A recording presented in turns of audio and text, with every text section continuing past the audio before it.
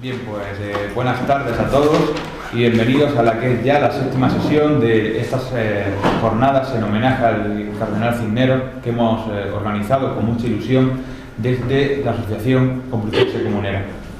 Muchas gracias a todos por vuestra asistencia y especialmente a los ponentes de esta mesa redonda. En orden, el padre Fernando García de Cortázar, justo a mi izquierda, después el padre Ángel David Martín Rubio y completamente a mi izquierda don José Joaquín Jerez, a los que paso sin más dilación a presentar brevemente.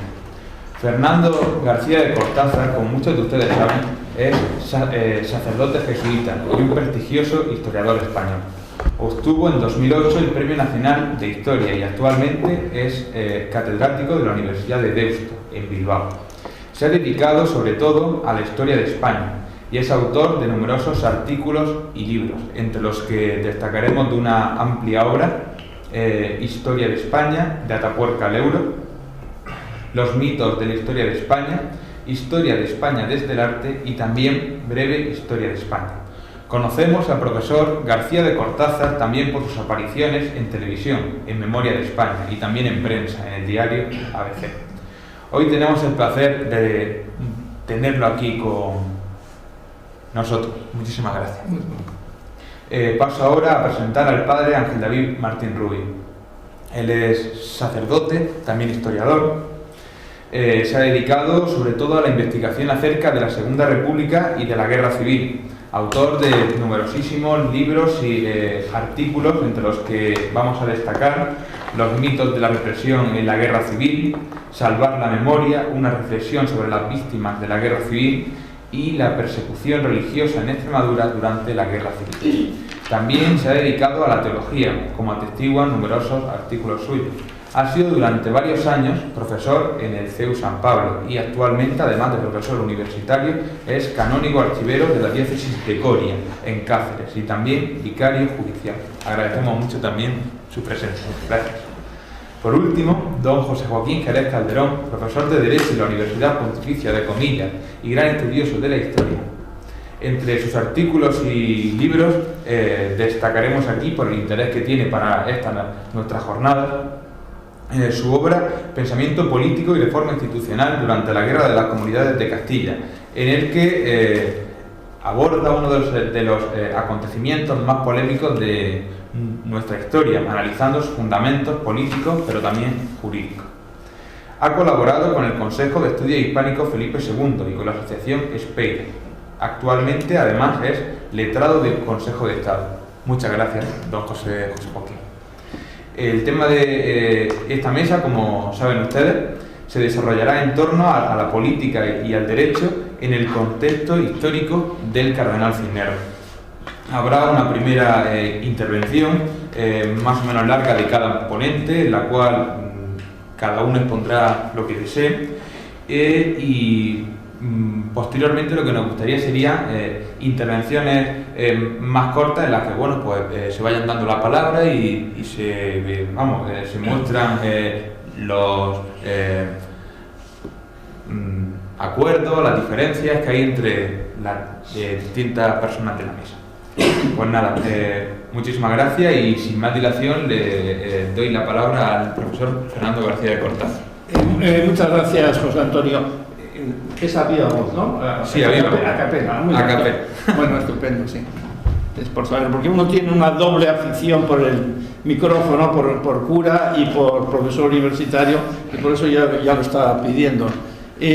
Pues muchísimas gracias a los organizadores de este congreso sobre Cisneros, porque además pues se han convertido en pioneros de la celebración casi, o los únicos de la celebración, porque mi primera reflexión en este momento es que llama la atención que no se haya creado una comisión nacional sobre Cisneros, llama la atención que no se haya visibilizado la figura del cardenal en congresos, en conferencias, y entonces yo inmediatamente, cuando David me llamó, inmediatamente acepté, porque creo que es de enorme importancia el que lo destaquemos, y destaquemos junto con la conferencia, las conferencias que vamos a tener aquí o las estamos teniendo, sino también destaquemos como no se han hecho en otro sitio. Es decir, que el centenario sirva también para destacar en un momento grave de España como estamos viviendo, que no se aproveche lo que yo llamo patriotismo cultural para cohesionar a los españoles en torno a grandes figuras, ¿no? Los verdaderos artífices de España, cual sin duda alguna es Cisneros. Por eso digo que me impresiona muchísimo este silencio, y incluso podríamos hacer una comparación casi maliciosa, ¿no? Ha sido el centenario de Carlos III, y como el que está rigiendo los destinos de España es un Borbón, pues hay quizás, por hacer la pelota, porque él ha tenido interés, se ha celebrado muchísimo más la figura de Carlos III que la figura de Cisneros, lo cual no deja de ser sobrecogedor, lo cual no deja de ser bastante singular y bastante sintomático de lo que está ocurriendo en el país. Y junto a eso también quiero agradecer a mi querido público, a mi compatriota conciudadano Miguel de Unamuno decía que lo que le faltaba es un público. A mí no nos falta público, porque me han dicho que detrás de ustedes están legiones y legiones de personas a los cuales ustedes van a comentar los resultados de este encuentro. Por otro lado, cómo no, al ver este nutrido público, me acuerdo lo que decía Umbral, que no solía dar conferencias, pero alguna sí parece que dio, pues solía decir que en un momento en que se encontró pues una conferencia parecida a la que nosotros tenemos aquí, hay un momento, yo por eso les voy a vigilar y son fácilmente vigilables, ustedes en un momento, uno que ya no aguantó más y pues se levantó y se fue camino de la puerta. Entonces Umbral le dijo: mire señor, por favor, no meta mucho ruido porque no quiero que se despierte el que está al lado de usted. Entonces, y en otra versión que él dio fue que cuando se marchaba uno le dijo: por favor, despierte al que tiene a su lado. Y dijo: no, que es usted quien lo ha dormido, pues despiértelo usted. Bueno, entonces yo creo que no hará falta recurrir a esto, y están ustedes bien fichados por el público. Lamento que no podrán irse, porque claro, se notará mucho su ausencia. Pero les agradezco muchísimo su presencia, y no voy a ser como el profesor malo que siempre seguirá ocurriendo, que cuando había poca gente en clase les echaba una bronca a los que estaban dentro. Digo, pero usted tiene que echar la bronca a los que están fuera, ¿no? Encima que están aquí dentro, no van a ustedes a echarles una bronca. Yo enormemente agradecido por contar con este selectísimo público, y además en esta facultad de filosofía, que yo valoro mucho porque creo que buena parte del drama, y además voy a hablar aquí, me voy a meter hasta con ICADE, buena parte del drama nuestro, buena parte del drama español es que se ha olvidado la filosofía, se han olvidado las humanidades, etc., y que lo único que interesa en España ahora es escuelas de business administration, etc. Por eso, mi respeto y mi admiración por Álvaro, por el otro Álvaro, por los que pues, ya ven ustedes y por los que están aquí, porque me parece estupendo. Y lamento que la Compañía de Jesús, que tiene esa tradición humanista enorme, yo soy de los últimos de Filipinas, nos hicieron estudiar el latín, ahora el latín ya no se cultiva, etc., pues no haya utilizado eso. Igual me puede decir aquí el profesor de ICADE, que seguro que en ICADE es una asignatura que hace reflexión con las humanidades, pero mi admiración por la gente que estudia filosofía, me tienen ustedes a su disposición, y realmente me encanta tenerles como amigos, y entiendo que el problema va a ser cuando ustedes llamen a la puerta de alguien para que ustedes sean colocados. Pero recuerden ustedes lo que decían los ingleses decían: lo importante es estudiar en Oxford, decían por un lado, y por otro lado decían que los ingleses se hicieron dueños del mundo con las lenguas clásicas y con la gimnasia. Bueno, pues ustedes tienen que hacerse dueños del mundo con la filosofía. ¿Y por qué digo esto? Porque siempre me ha preocupado enormemente la falta de filosofía en el cultivo de España, ¿no? Y yo pedí que se tradujera en una época un libro que se llamaba La clausura, una cosa así, La clausura de la mente humana, y entonces que se tradujo al español, porque en este libro, yo que he sido decano de una facultad donde necesitábamos alumnos, porque es una universidad privada, y me preocupaba de los currículos de la gente, pues yo siempre vi que muchos que habían estudiado historia, filosofía, etcétera, después tenían un desarrollo bastante importante en algunas empresas, como por ejemplo Telecinco, etcétera. ¿Por qué? Porque en un mundo cambiante se supone que hay disciplinas que van a quedar obsoletas. En cambio, la mente humana no queda obsoleta y ustedes pueden estar acostumbrados a ver, y los historiadores también, a ver una sociedad que ha cambiado, la cual se estudia desde el punto de vista de la historia, desde el punto de vista del pensamiento. Por eso digo que me parece, y estoy encantado de estar aquí con ustedes.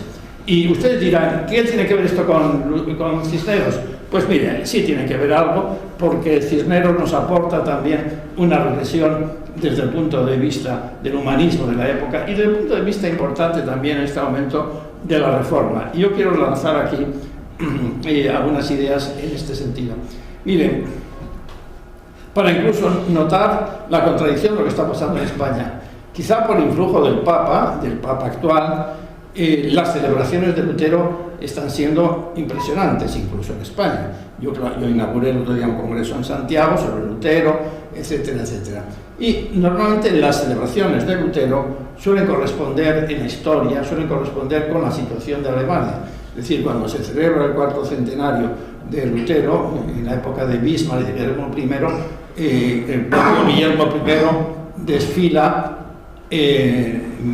ante sus ejércitos, etc., para celebrarlo. Por el contrario, cuando Alemania estaba baja, con motivo de la depresión de la Segunda Guerra Mundial, nadie se acordaba de Lutero. Y por el contrario, cuando ahora está fuerte, con Merkel, que a su vez es hija de un pastor luterano, otra vez las celebraciones han sido impresionantes, con motivo del quinto centenario del inicio de la ruptura en Alemania. Esto, por otro lado, si ustedes recuerdan algo que no se suele saber y no está mal que se sepa, cuando llega la noche de los cuchillos largos, en 1938, es una celebración para felicitar a Lutero prácticamente. Es la conmemoración del nacimiento de Lutero, que estaban haciendo esa noche del 9 al 10 de noviembre. Entonces, ¿por qué? Porque era un feroz antisemita, era un feroz antijudío. No conviene saberlo que Hitler, cuando se presenta a las elecciones de 1933, el cartel anunciador de su campaña electoral engloba la imagen de Lutero fundiéndose con la cruz gamada. Esto quizá muchos no sabemos, etc. Entonces, y junto a eso se está ensalzando su labor como reformador. Podemos parar ahí esta reflexión para decir que a nosotros nos toca la parte mala. Digamos, los católicos nos llaman contrarreformistas o contrarreformistas. Habría que empezar a hablar ya al hilo de Lutero, de Cisneros, habría que hablar ya de una reforma católica o prerreforma que englobaría y centraría la figura de Cisneros. Es decir, antes de 1517 y a partir, diríamos, de 1470, España está viviendo una época de transformación religiosa, está viviendo una época de reforma que después tendría su expresión años más tarde, puede ser no solo en Cisneros, sino más tarde pues en Ignacio de Loyola, Teresa de Jesús, o también, como no, desde el punto de vista institucional y jurídico, en el Concilio de Trento. Pero lo que hay que insistir es que Cisneros está también como aspecto central de una reforma y que los propios católicos muchas veces ni la reconocemos ni la destacamos. Y junto a Cisneros está la labor fundamentalmente de Isabel la Católica, la labor de los reyes católicos que a su vez están tratando de reformar al clero y reformar las costumbres de España.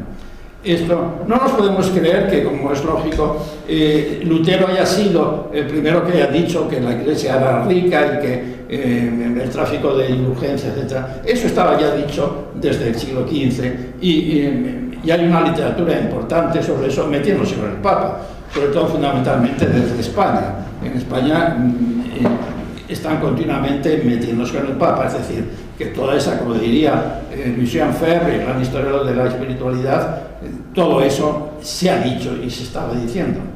Otra cosa es el éxito que tiene Lutero, y tiene el éxito fundamentalmente porque maneja muy bien los hilos de la propaganda. Él sí es la gran expresión del nacionalismo alemán, me parece muy bien que los alemanes lo celebren, y también, a su vez, es también la expresión nueva del alemán. Es el configurador, como saben ustedes, del idioma. Es un hombre que escribe mucho, escribe bestseller, y además tiene fácil la propaganda porque tiene la imprenta y conoce muy bien cómo hay que difundir las obras. ¿Por qué digo esto? Digo esto porque podríamos haber pensado que reformadores anteriores o reformistas o revolucionarios, como quieran, como Hus o Wycliffe, etcétera, podían haber tenido mayor éxito, porque en buena parte también pensaban como estaba pensando Lutero. No tienen ese éxito, ¿por qué? Porque no tienen esos canales de difusión, no tienen la imprenta, etcétera, y se quedan en unos reformistas locales que los historiadores hemos recogido y los metemos en la historia de las religiones, pero no han tenido la importancia que tuvo Lutero, como digo, por eso.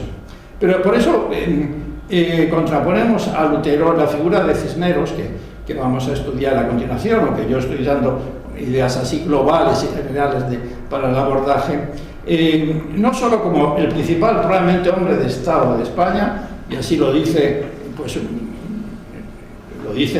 hay que recordar, como no, en este momento yo más tú le conocerás y me podrás dar alguna noticia de él. Yo le llamé. El principal investigador de Cisneros en España es García Oro, y entonces que está malito, ¿no? Sí, yo llamé y me pareció casi no me identificaba. Bueno, es el que más ha trabajado sobre Lutero, aunque en este momento habría que citar, porque es un libro fácil, ustedes los tienen en las librerías, es el libro de Josep Pérez, es un libro bonito sobre la colección de españoles ejemplares. El libro y sobre todo viniendo de un historiador francés, tiene muchísimo más mérito por lo que dice de Lutero, ¿no?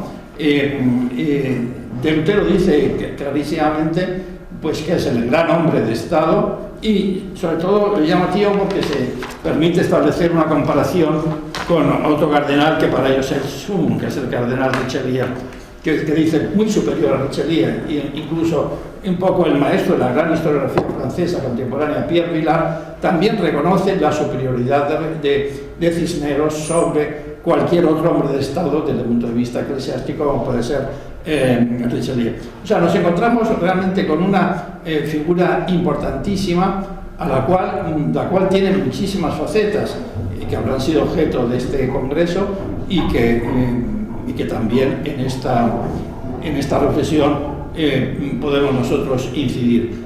La figura, en primer lugar, de gran reformador, de las congregaciones religiosas, de gran humanista, porque para eso va a crear la Universidad de Alcalá, para que se forme allí también el gran pensamiento europeo y el gran pensamiento español, y que a su vez eso tenga incidencia en el clero, al cual hay que cambiarle las costumbres, y a su vez en los fieles.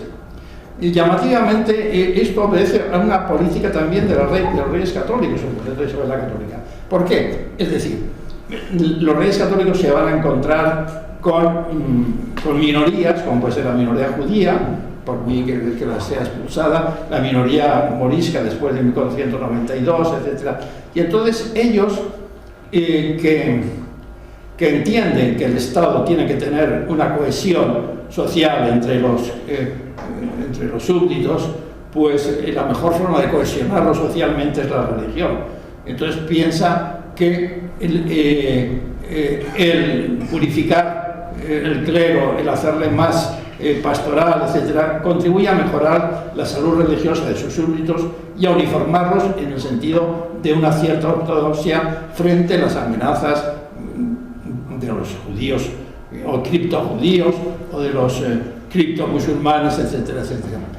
Y llamativamente por eso se crea que no es española, como saben ustedes, por eso se importa la Inquisición en España, aunque luego, como sabemos, la Inquisición trataría de otras cosas, pero ciertamente la primera Inquisición es un deseo de los reyes católicos de buena medida formar y uniformar los súbditos en el terreno religioso, lo cual eso supone que había que reformar a los curas, que había que reformar los centros de estudio y que había que reformar los libros, etc. Y esa labor, en buena medida, la va a hacer Cisneros. Me van a decir ustedes que estoy tratando de erosionar a Lutero en beneficio de Cisneros, y probablemente sí lo estoy haciendo, pero quiero decir que uno de los tótems que ha pasado es la libertad religiosa en Lutero. Llamativamente, la libertad religiosa en Lutero, uno de los tótems lingüísticos más exitosos ha sido la libertad religiosa. Bueno, pues la libertad religiosa de cuius regio, eius religio, es decir, la religión del monarca es la que deben tener sus súbditos. Bueno, pues es lo mismo que hacen los reyes católicos, solo que los reyes católicos nadie se les ocurre decir que son los prohombres de la libertad religiosa. Ellos trataron efectivamente también, como he dicho, de uniformar sus súbditos a base, bueno, pues las fusiones o lo que fuera, pero luego a través de una mayor purificación y mayor reforma de los obispos, de los religiosos, de los curas. Que, entre paréntesis, esto tampoco es original, ¿por qué? Porque por el semper reformanda de la Iglesia. La Iglesia tiene esa especie de carisma de continuamente irse reformando, y esto se ve clarísimamente en estos periodos. No hay que olvidar, junto a esto, para destacar la figura de Cisneros y echar un as a favor de la reforma, ya haríamos católica, hay que reconocer que el siglo XIV es un siglo espantoso, para la Iglesia y para el mundo europeo. Destacaríamos dos aspectos tremendos del siglo XIV, lo cual en buena medida está pidiendo a gritos la reforma, que es lo que yo trato de decir, que no hacía falta la singularidad de un monje agustino para ver cómo el mundo estaba tratando de reformarse. Dos episodios concretos y definitivos de esto. Primero, la peste negra, bueno, tiene ese periodo fundamentalmente de gran desarrollo en torno a mediados del siglo XIV, 1350, 60, etc. Entonces, la peste negra vacía prácticamente Europa, vacía Alemania, es decir, muere probablemente más de un tercio de la población, y vacía los conventos. De tal forma que cuando se supere la peste negra, que ha vaciado, digamos, la demografía y ha vaciado los conventos, va a haber una búsqueda de una mayor religiosidad, de una mayor observancia de los que están volviendo a los conventos. Para describir un poco este problema de la Iglesia, que puede estar centrado también en la figura del Papa, que es tan obsesiva para Lutero, destaquemos cómo estamos ante el traslado de la corte romana a Aviñón, y no eso, que puede tener cierta tranquilidad durante 7 pontificados, sino ya el cisma de Aviñón. El cisma de Aviñón supone, como saben ustedes, con 3 papas, uno enseguida llamado antipapa, el aragonés Benedicto XIII. Bueno, hay una expresión española que dice: mantente en tus 13, y es precisamente a raíz del Papa Luna, que era Benedicto XIII, para que se mantuviera él en lo que él pretendía de ser papa. Entonces, bueno, esto supone efectivamente una erosión enorme para el principado de la Iglesia, para el Vaticano, para el Papa, en esta pelea de que ahora quién es el Papa, quién no, etc. Con lo cual también estamos introduciendo un elemento clarísimo que es central en la reforma de Lutero, pero que es también central en la actitud de la Iglesia. Tenemos que consagrar un Papa más moderno, mejor, etcétera, etcétera, de lo que nos ha ocurrido en estos años negros del pontificado, de la edad de hierro del pontificado, como queráis llamarlo, la crisis de Aviñón, el cisma de Aviñón, etcétera, que se conjuga, como digo, con de tal forma que en el siglo XV ya nos encontramos una mejoría en esos aspectos, y quiero destacar también un aspecto importante en esto. Es un periodo del siglo XV y no es por atraerme al mi público femenino, que en este momento está en minoría frente a otros momentos en que el público femenino está en mayoría. Podemos decir, los que nos dedicamos a organizaciones culturales vivimos de las mujeres, porque como saben ustedes, cada conferencia hay 90% mujeres, 10% de hombres. Si van ustedes al Museo del Prado, se encontrarán muchísimas más mujeres que hombres, pero en este caso no. Entonces sí quiero destacar algo que es importante en Cisneros, como puede ser importante en Ignacio de Loyola. Es el siglo XV, es un momento de gran eclosión, llamaríamos de espiritualidad femenina, de espiritualidad representada por mujeres. Y es un momento también en el que la Iglesia canoniza a multitud de mujeres, ¿no? Entonces, ¿por qué lo digo? Porque, como saben ustedes, Cisneros va a estar en contacto con lo que tradicionalmente se ha llamado alumbrados, que en un aspecto, diríamos, heterodoxo, muy negativo, podía tener algo que ver con ciertas prácticas de brujería, pero no en realidad con todo, sino con la búsqueda de una intimidad y una interioridad religiosa distinta de la que se estaba viviendo.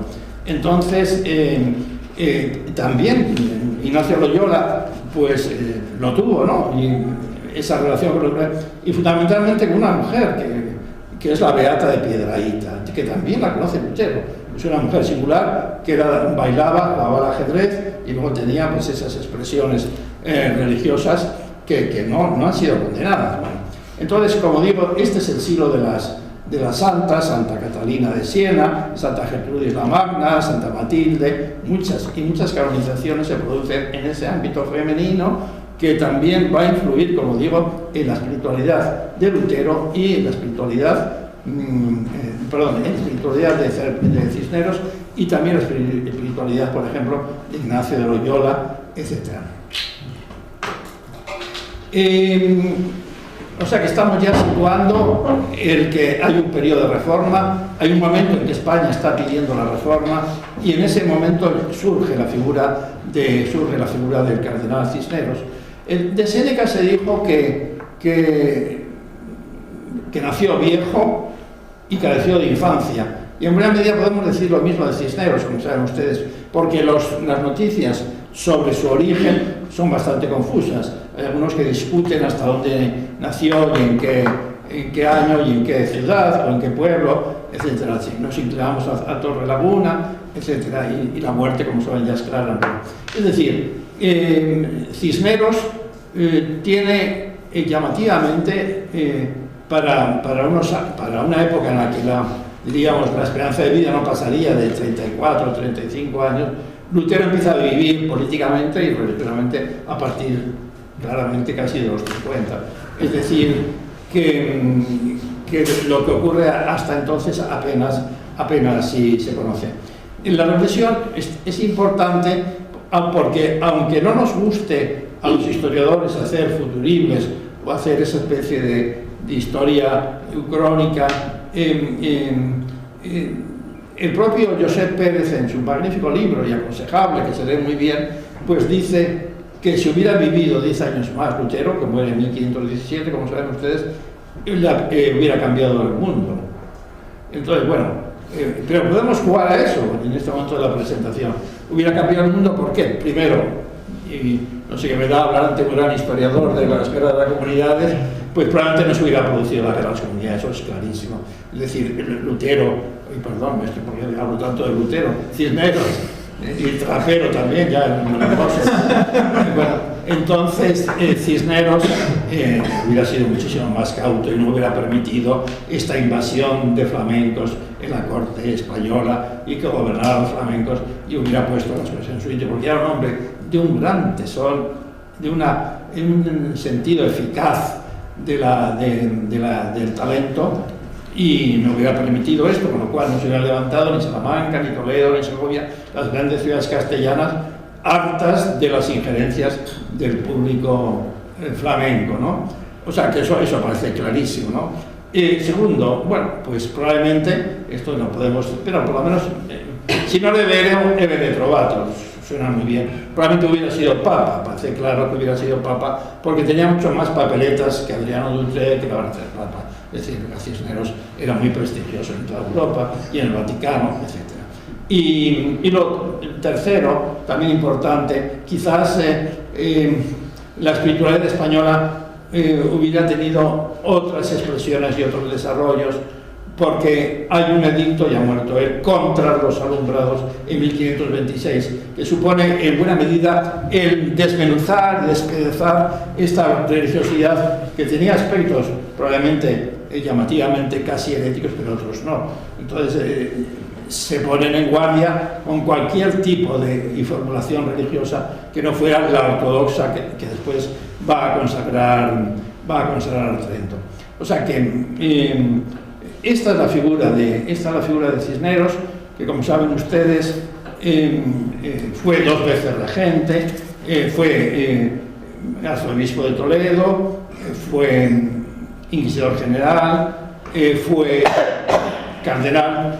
Cardenal es un regalo bueno, es lógico siendo arzobispo de Toledo, pero es un regalo de Fernando de Aragón por haberle hecho venir en buena medida a gobernar Castilla cuando ha muerto Isabel la Católica. Se ha producido ese momento tan decisivo para España, que es quién va a gobernar Castilla, si su yerno, su hija ya camino de la locura, su yerno en brazos de su padre Maximiliano, etc., hasta que efectivamente la historia hizo que desapareciera. Yo no sé ustedes, Felipe el Hermoso, yo no sé ustedes, a ustedes les decían, nosotros de niños nos decíamos cuando jugábamos allí a pala o al fútbol, siempre nos decían que no bebiéramos agua después de jugar, porque nos podía pasar como a Felipe el Hermoso, que por beber agua sudando, pues le dio lo que fuera. Claro, yo pensé que, claro, le dio eso porque era agua envenenada. Yo entiendo que probablemente era agua envenenada y que por eso se murió. Pero bueno, no apostemos y después de jugar no vayamos a beber agua. Pero eso realmente, entonces es un periodo decisivo en la historia de España, que Cisneros lo va a llevar bien.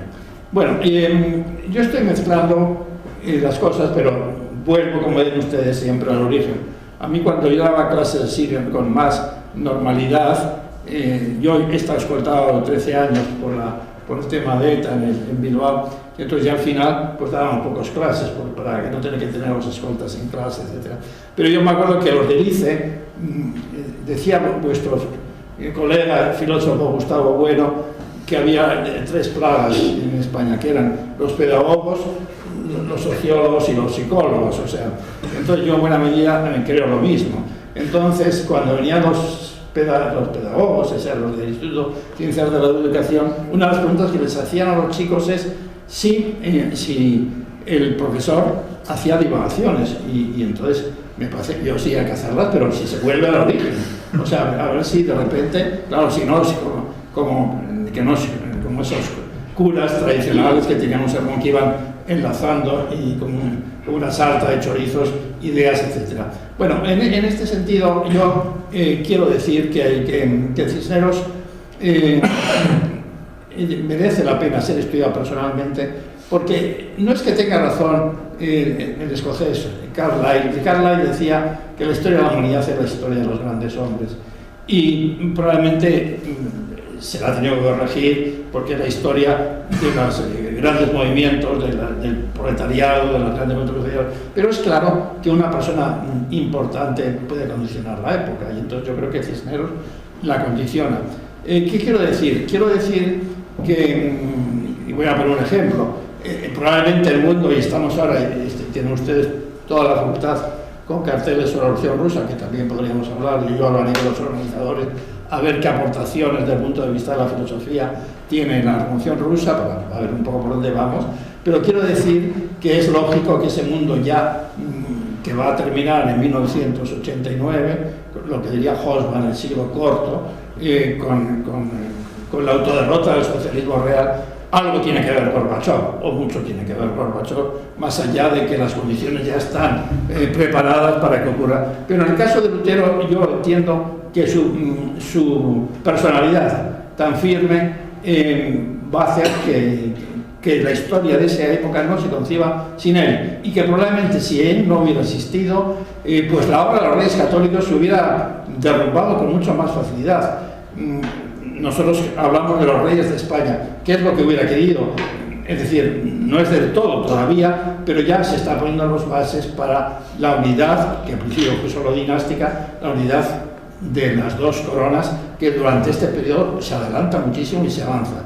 Es decir, si Cisneros no hubiera estado al tanto en 1504, cuando muere Isabel la Católica, y en 1516, cuando muere Fernando el Católico, probablemente la historia de España hubiera sido distinto y peor en este sentido, ¿no? Es decir, en el sentido de la unión de los dos grandes reinos. En este sentido, para el mantenimiento de la obra de los Reyes Católicos es definitiva la obra de Cisneros. Al mismo tiempo, quiero decir que, por otro lado, no es un intelectual, como saben ustedes, ni los máximos. Las biografías, como los centenarios, siempre se prestan a que de repente se hagan unas alabanzas enormes del personaje cuando no lo merece en un terreno determinado. Entonces, Cisneros no ha escrito nada, ha tenido mucha sensibilidad para el mundo de la cultura, pero más allá de su testamento y una serie de normas sobre la Universidad de Alcalá, él no es un intelectual. No es un hombre que escribe ni haya dejado una obra escrita, pero tiene un sentido del talento y tiene un sentido grande de la eficacia.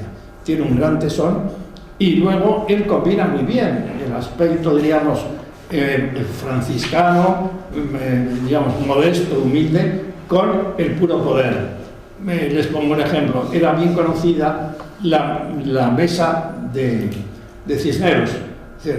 Cisneros invitaba a comer a alguien y era consciente de lo que significaba el arzobispo de Toledo o el regente en dos momentos de la historia de España para no dar un chicharro de una penca, ¿no? Entonces, sino él vigilaba la comida y vigilaba incluso las mesas, cómo estaban ornamentadas las mesas. Es decir, él utilizaba la liturgia también del poder, porque era consciente de que el poder en eso era muy importante.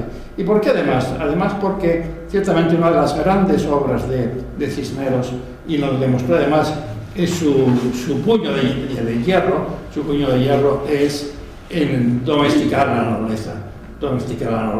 Con él, Isabel la Católica encuentra muy bien algo que es definitivo para la historia de España. El final de ese casi feudalismo de los nobles que mandaban para afirmar no solo la monarquía, sino la asistencia en buena medida del Estado, ¿no? Entonces, esto es obra también, esto es obra de Cisneros, que, como digo, conjugaba bien su carácter franciscano con una dureza y una rigidez en el empleo también de las armas, cuando hubo que emplearlas en la campaña de África, etcétera. Bueno, yo tengo que terminar porque encima que yo he protestado diciendo que era mucho tiempo, estoy a mis colegas aquí que tienen muchas cosas más importantes que decir, esperando. Como nos vas a dar un turno después, si quieres, pues, y perdonar porque me he alargado, me he entusiasmado con la atención de mis oyentes, entonces pues he seguido. Muchísimas gracias. Muchísimas gracias a usted. Y nada, ahora damos la palabra al padre Ángel David Martín Rubio. Muchas gracias.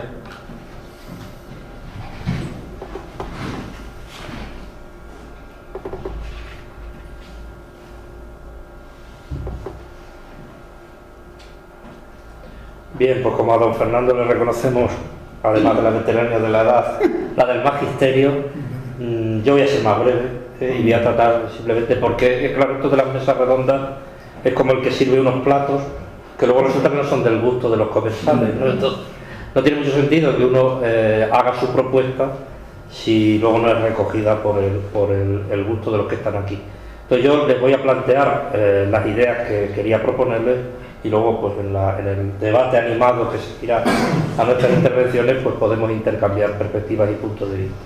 Mi intervención quería que se centrara en torno a las que podríamos considerar son tres controversias o tres cuestiones que la historiografía, tanto sobre todo del reinado de los Reyes Católicos como luego del siglo XVI y del siglo XVII español, pues se ha planteado, en torno a las cuales también a veces tiene algo que decir la figura de Cisneros, porque efectivamente, como se ha puesto aquí de relieve, es una figura inseparable de la obra de los Reyes Católicos, hasta el punto que no podemos decir la obra de los Reyes Católicos termina aquí y aquí empieza la de Cisneros, ¿no? Sino que hay una imbricación entre la obra de unos y otros, y por otro lado también hay una continuidad, aunque también se hablarán de discontinuidades seguramente, entre la obra de los Reyes Católicos y la España de los siglos XVI y XVII. Por eso yo creo que algunas de estas tres polémicas o tres querellas historiográficas en torno a la cuestión tienen una proyección larga a la hora de valorar todo el periodo. ¿Cuáles son esas tres cuestiones? La primera sería si con los Reyes Católicos y por lo tanto con Cisneros comienza la implantación en España del Estado moderno, o por el contrario nos encontraríamos con una articulación de una forma de comunidad política que se distinguiría de una de las formas históricas de lo político, que es lo que podemos llamar el Estado a secas o el Estado moderno, es decir, el Estado nacido de la crisis de la cristiandad medieval y del surgimiento de lo que llamamos por la modernidad. La segunda cuestión sería si se puede hablar realmente de dos humanismos o de dos renacimientos, digamos, contrapuestos uno al otro, de tal manera que uno sería una especie de renacimiento ilustrado, ¿no? Iluminado, una especie de renacimiento de las luces, que bueno, aquí en esto sí quedaría bastante a salvo la figura de Cisneros, porque a él se suele asociar esa etapa de ese renacimiento y sobre todo la Universidad de Alcalá, y luego habría un renacimiento jurantista, una negación prácticamente del humanismo que se identificaría pues con la obra del Concilio de Trento y con lo que los protestantes empezaron a llamar la Contrarreforma. Y la tercera cuestión sería si en la España de los Reyes Católicos y en la del siglo XVI y XVII se puede hablar de regalismo en continuidad con lo que va a ser luego la España del siglo XVIII, o por el contrario, aunque puedan existir manifestaciones comunes, estamos hablando de una organización de las relaciones Iglesia-Estado que responden a momentos de naturaleza diferente. La primera cuestión es si en la España del siglo XV y XVI nace o no nace el Estado moderno.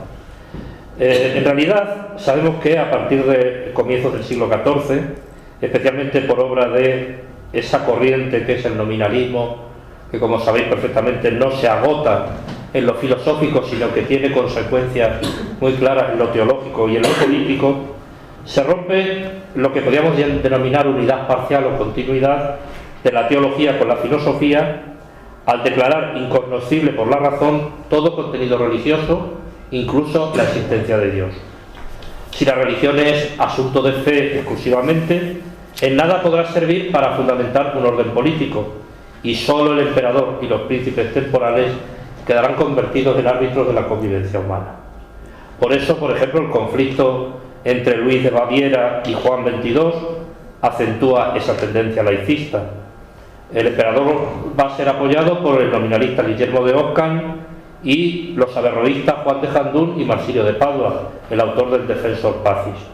Todos ellos atacan la supremacía pontificia y defienden la autonomía del poder civil como un Estado organizado con fin y medios propios, libre de toda intervención exterior.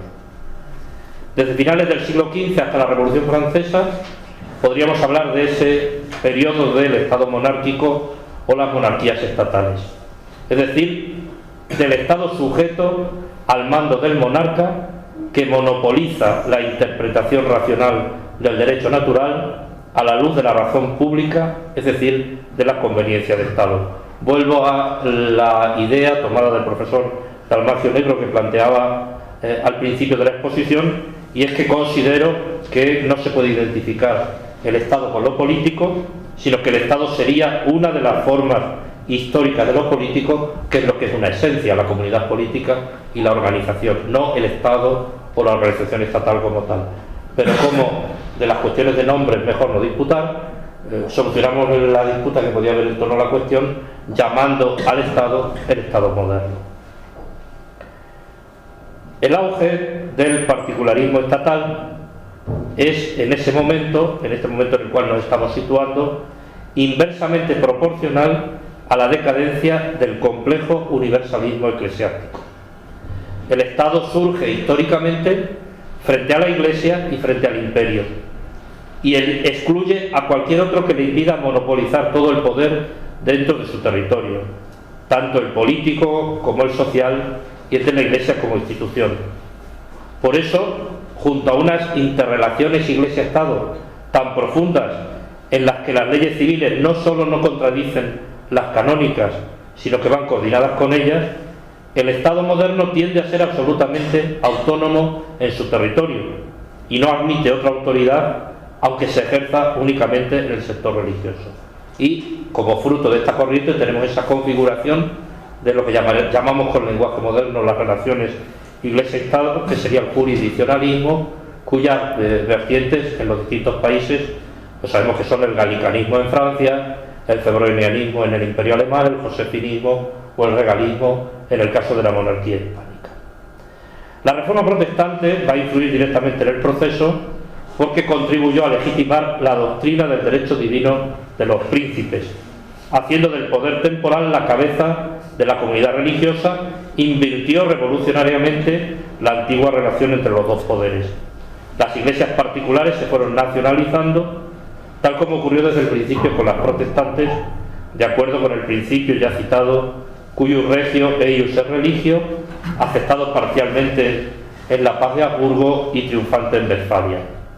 En realidad la fórmula reconocía dos autoridades y dos potestades, iglesia y monarquía, pero en la práctica quedaba solamente un poder en los asuntos políticos, porque el Estado no admitía más limitaciones en esta esfera que las que pusiera su propia autoridad. Además, en los asuntos competencias de la soberanía, la monarquía quedaba desligada de la autoridad de la Iglesia. Bien, pues con esta síntesis, con esta visión de conjunto de lo que son las raíces históricas y la prolongación doctrinal del jurisdiccionalismo, que también podéis seguir, me equivoco, iba a decir, pensaba que lo estabais viendo, no, pero me equivoco, no sé por qué. Y eso ya ha sido error mío seguramente, por tocar donde no se debe, porque cuando vinimos sí se veía. Ahora, ¿verdad? Eso es. Bien, ya. Ahora también, ¿verdad? Ahora sí, perfecto. Entonces, en ese esquema veis un poco el proceso que yo he tratado de sintetizar en pocas palabras, desde las raíces históricas que estarían en los conflictos entre el papado y el imperio, tendríais su formulación muy clara en el Defensor Pacis, el nominalismo, el maquiavelismo, la reforma protestante y el justnaturalismo. El jurisdiccionalismo se configura como la forma de relaciones Iglesia-Estado en las monarquías estatales y se va a prolongar pues con la constitución civil del clero, con la aparición del liberalismo. Evidentemente este es un contexto de ideas, de pensamiento, de teología que es incompatible con, digamos, el dominante o el triunfante en la España de los Reyes Católicos y en la España del siglo XV, XVI y XVII. No hace falta demasiado esfuerzo para responder a la primera pregunta de si el Estado moderno como tal, entendido como el Estado de la modernidad con sus características, se implanta en la España del siglo XV, XVI y XVII, para decir claramente la respuesta negativa. No, porque con independencia de que puedan existir formas de lo estatal, alguna forma de lo estatal en esta España, a veces un poco también como, digamos, por consecuencia del influjo, ¿no? de que estamos en una época más universal que nunca. El contexto, sobre todo yo diría teológico, filosófico, hace imposible que en la España del siglo XVI y XVII arraigue la concepción del Estado moderno. La segunda cuestión es la cuestión de los dos renacimientos. Habría habido en la España del siglo XV, de finales del siglo XV y de comienzos del siglo XVI, un primer renacimiento que, como decíamos antes, caracterizamos por ese tono de luminosidad, de apertura a las nuevas orientaciones que venían de Europa. Sería un renacimiento que estaría marcado por el signo de Erasmo, fundamentalmente, y que tendría su expresión externa más brillante en la Universidad de Alcalá. sería el humanismo de finales de los Reyes Católicos, de comienzos o de buena parte del reinado de Carlos I. Por oposición o por contraste, a partir sobre todo de la segunda mitad del siglo XVI, entraríamos en un renacimiento que sería en realidad negación de las esencias del Renacimiento, porque supondría una implantación en España de las categorías de lo que la historiografía protestante empezó a llamar la contrarreforma, que vendría a ser, digamos, una pura reacción negativa, una oposición frente a la reforma protestante, que se implanta desde el poder con mecanismos de carácter coercitivo, como podría ser la censura de libros o la propia Inquisición, y que daría lugar pues a una segunda etapa o a un segundo renacimiento, que sería negación del primero. ¿Qué hay de verdad en esta afirmación, que como todas pues puede tener un fondo de verdad, pero que en el fondo no es otra cosa que una caricatura? Lo primero que hay que cuestionar es la contraposición entre reforma y contrarreforma. Eso yo creo que es un lugar aceptado también por la historiografía actual más seria, sobre todo a raíz ya de aportaciones como la de Hubert Gedin o la de García Villoslada, a la hora de presentar la reforma protestante en el contexto de la ruptura con un movimiento de reforma general de la Iglesia Católica, de la que, como muy bien ha dicho don Fernando, se venía hablando desde, como mínimo, desde Constanza, o sea, como mínimo desde, y anteriormente, ¿no?, desde las críticas, ¿no?, a la propia curia aviñonense. Estaríamos ante un movimiento de reforma católica en el cual se introduce efectivamente todo este movimiento promovido por los reyes católicos y de los cuales es al mismo tiempo instrumento y causa la obra del cardenal Cisneros, que es lo que permite que efectivamente cuando luego se plantea el conflicto con la reforma protestante, el conflicto con las reivindicaciones de Lutero, la Iglesia española se encuentre en una situación, diríamos, de cierta superioridad en relación con el resto del contexto de la Iglesia en otros lugares, para, digamos, poder plantear o poder hacer una respuesta al reto que estaba planteando la reforma protestante. ¿Y por qué es posible eso? Pues es posible eso porque ya desde antes, desde el periodo anterior, había sido muy valiosa la contribución de los escolásticos al desarrollo de los temas también jurídicos en el Renacimiento. Los teólogos españoles, siguiendo la corriente católica tradicional, habían revalorizado y desarrollado ampliamente el derecho natural y decentes, crean el derecho internacional o los presupuestos de lo que luego va a ser el derecho internacional, y apoyados en el principio de que lo sobrenatural no destruye ni anula lo natural, a diferencia de la escuela nominalista y del iusnaturalismo. Para ellos, el derecho se fundamenta sobre un concepto ético y teológico del hombre y de la sociedad. Tendríamos aquí, o nos podríamos referir aquí, a la actuación o la actividad de hombres como Vitoria, Francisco Suárez, Domingo de Soto, Melchor Cano, Pedro de Soto, Martín de Ledesma, Domingo Báñez, Bartolomé de Medina, en fin, la enumeración no se la ahorro en vistas de la brevedad, y además se prolonga luego en el siglo XVII, toda la aportación brillante de la propia Universidad de Alcalá y fundamentalmente, claro, de la Escuela de Salamanca. De tal manera que podríamos decir que el Concilio de Trento y la etapa que abre el Concilio de Trento no se resuelve o no se puede caracterizar exclusivamente como una contrarreforma, sino que vendría a ser todo lo contrario, vendría a ser la madurez de todas estas corrientes que se han ido gestando a lo largo del siglo anterior, que podemos decir han tenido en la España de Cisneros y de los Reyes Católicos, digamos, su abanderado más brillante, y que probablemente, digamos, el Concilio de Trento no solamente no las clausura, sino que, digamos, Trento es el fruto maduro de ese proceso de reflexión teológica, que probablemente no hubiera sido posible sin la aportación española, porque es bien sabida la decadencia de la teología europea en general con posterioridad al nominalismo. Es verdad que en el fruto de la polémica la Reforma Católica se va a teñir de contrarreformismo, es decir, de tener que hacer frente a los planteamientos de la Reforma Protestante, pero digamos que eso es fruto de la propia dinámica histórica que hace necesario plantear los temas en los cuales, digamos, los protestantes habían situado el debate, ¿no? A veces se acusa a la teología tridentina de que no tenía por intención, es decir, no fue capaz, en realidad no tenía por intención hacer una sistemática de la teología católica, aunque luego la va a hacer, por ejemplo, en el catecismo romano. Pero es que tampoco se pretendía eso, sino se pretendía responder en el terreno en los cuales en los terrenos teológicos en los cuales se había planteado la cuestión por los protestantes. Y repito, ahí no solamente Trento no clausura la brillantez del Renacimiento español, sino que matizándolo, dándole ciertos perfiles que sería imposible de negar, pues entraríamos en un segundo Renacimiento no menos brillante que el primero.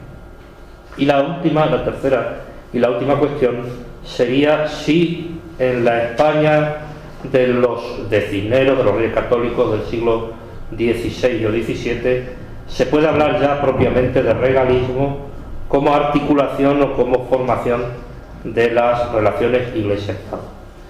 En esto la evolución historiográfica ha sido bastante nítida, desde las posiciones de Menéndez Pelayo, que sostenía con toda rotundidad la distinción entre la política religiosa de los Austrias y la de los Borbones, reservando las cotas más caracterizadas del regalismo para la España de los Borbones. En los últimos años también ha habido una revisión, una historiografía que tiende no tanto a acentuar las diferencias cuanto las continuidades, y vendría a subrayar pues que en realidad ya la España de los Reyes Católicos del siglo XVI y del XVII habría entrado por unas vías características del regalismo que luego la Casa de Borbón no habría hecho más que profundizar o que llevar hasta sus últimas consecuencias.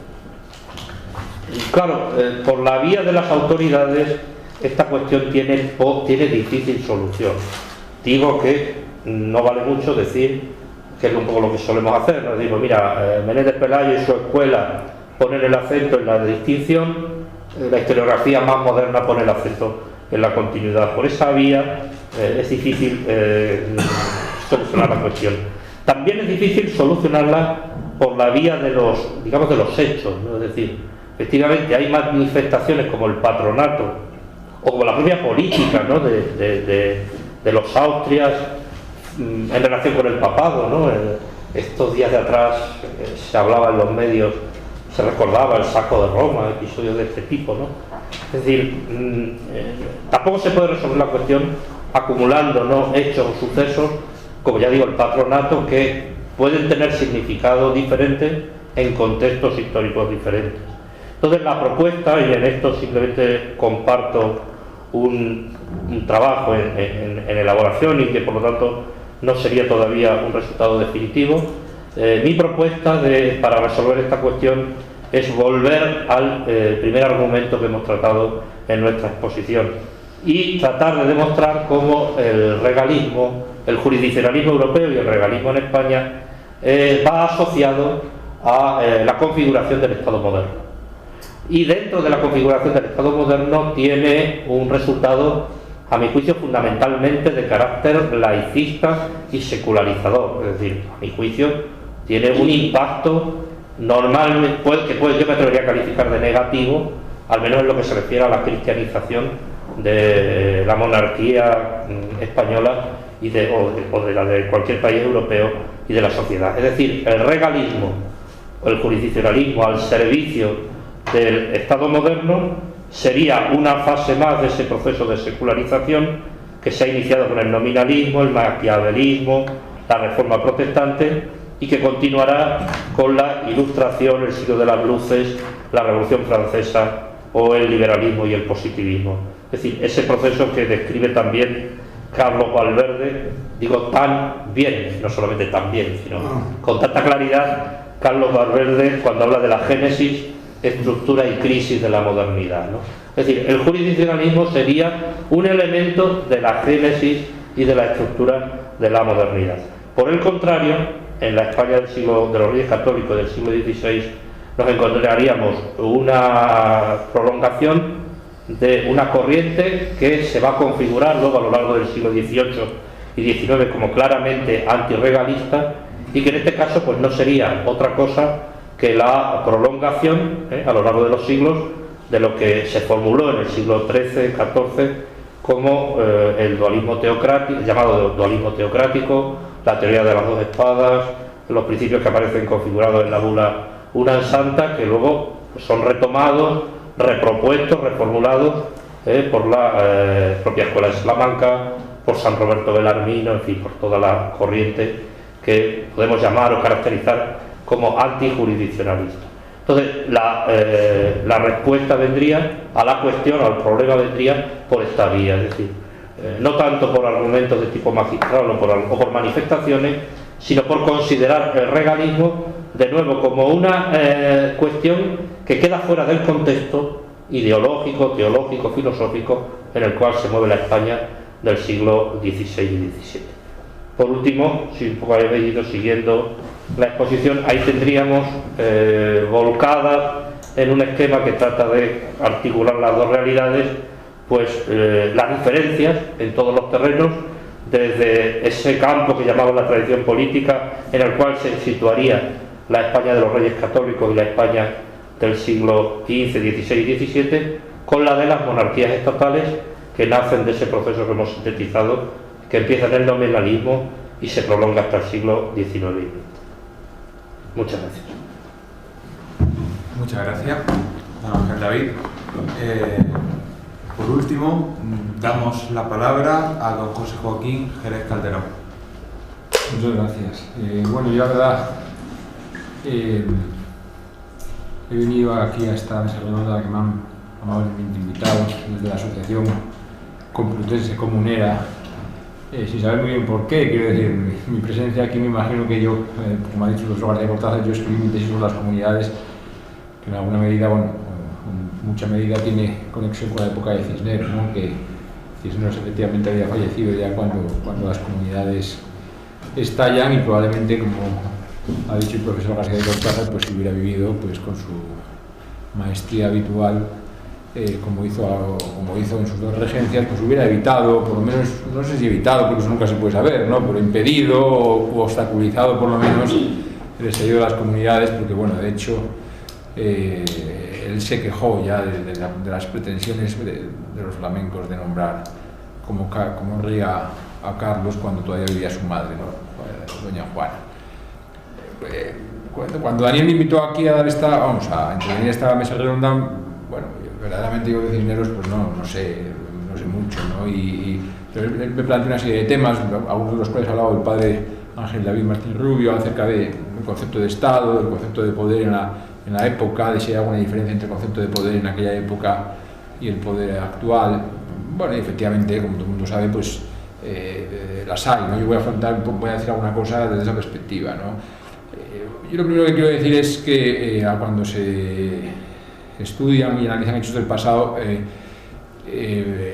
una tentación, lógicamente, bueno, es una tentación, no diré de todo historiador, sino de todo mal historiador, lógicamente, de afrontar ese análisis de los hechos desde tu propia óptica, desde tu propia visión, ¿no? Es decir, y precisamente cuando se analizan las instituciones medievales o a caballo entre la Edad Media y la Edad Moderna, ha hecho, por ejemplo, mucho daño probablemente la visión romántica de la historiografía liberal del XIX, y bueno, y alguna historiografía del siglo XX, ¿no? Es decir, y esto, por ejemplo, se ve muy claro en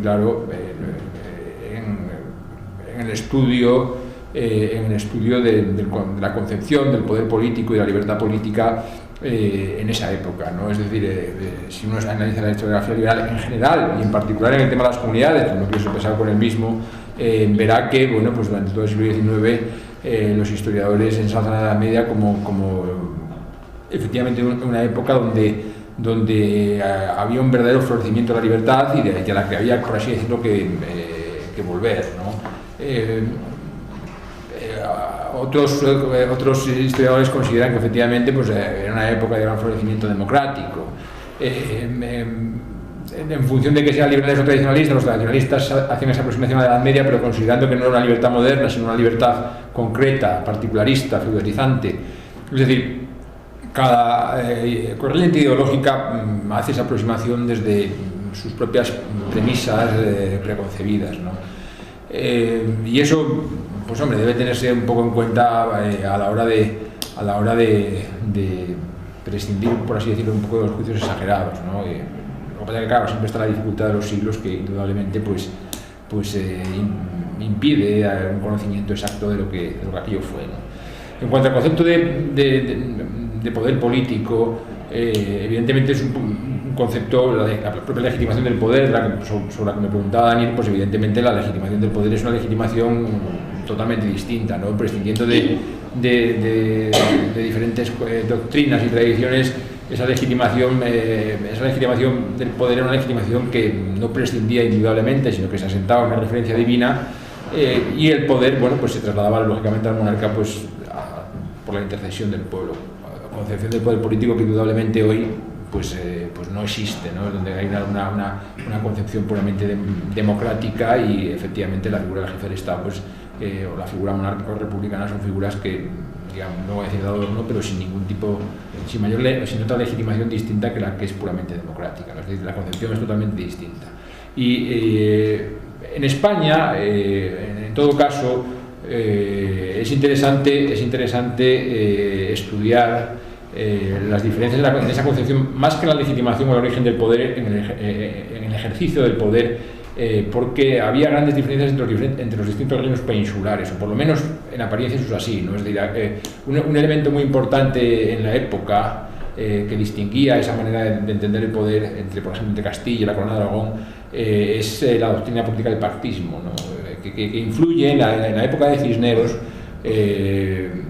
porque en la época de Cisneros, viviendo todavía Cisneros y después en la época de las comunidades, se invoca, frente a los excesos de los flamencos de Carlos I, los castellanos invoca la doctrina política del pactismo, que es una doctrina que, sin embargo, en Castilla no era muy usual, porque el pactismo tuvo un florecimiento sobre todo muy importante en la Corona de Aragón, y en todos los reinos de la Corona de Aragón, y en particular en el Principado de Cataluña, ¿no? El pactismo, como todo el mundo sabe, pues es una doctrina de limitación del poder regio, bueno, que efectivamente es una doctrina muy sugestiva, y que no tiene nada que ver, por lo menos así lo han destacado los principales estudiosos, básicamente yo voy a citar al que más me gusta a mí, no sé si es el más importante, que es Vicens Vives, ¿no? El pactismo medieval o de primeros años de la Edad Moderna, sobre todo en la Corona de Aragón, no era un pactismo, como dice Vicens, en modo algún abstracto. Es decir, Vicens lógicamente se aparta de lo que es el moderno contractualismo rusoniano, sino que es un pactismo, dice él,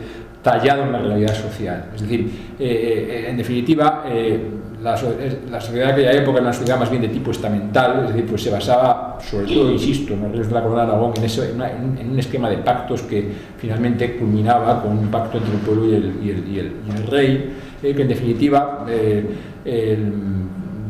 todas sus decisiones, o muchas de sus decisiones se adoptaban a través de leyes paccionadas en las cortes de los diferentes reinos. Esa doctrina acerca del ejercicio, que no tiene tanto que ver con el origen del poder, sino con su ejercicio, que es una doctrina de limitación del poder regio, como he dicho, no floreció de la misma manera en Castilla, ¿no? En las cortes hay algunas referencias, por ejemplo, las cortes de Ocaña de 1469, las de Medina del Campo precedentes, y después también en las cortes, ya digo, en la época comunera, en las cortes de Valladolid de 1518 y de Santiago de la Coruña de 1520. Sin embargo, ya digo que en Castilla no hay una elaboración del pactismo como doctrina política expresa, pero sí es muy curioso que en esa época, precisamente como freno al poder regio, los procuradores castellanos hablaban de que las relaciones entre el rey y sus súbditos se basaban en un contrato callado. Esa es la expresión que utilizan literal, la idea del contrato callado, es decir, una suerte de pactismo tácito, o como lo quieran ver, ¿no? Lo cierto es que esa doctrina en Castilla no floreció, ¿no? Es decir, en épocas posteriores no se encuentra esa, o creo yo que no se encuentra esa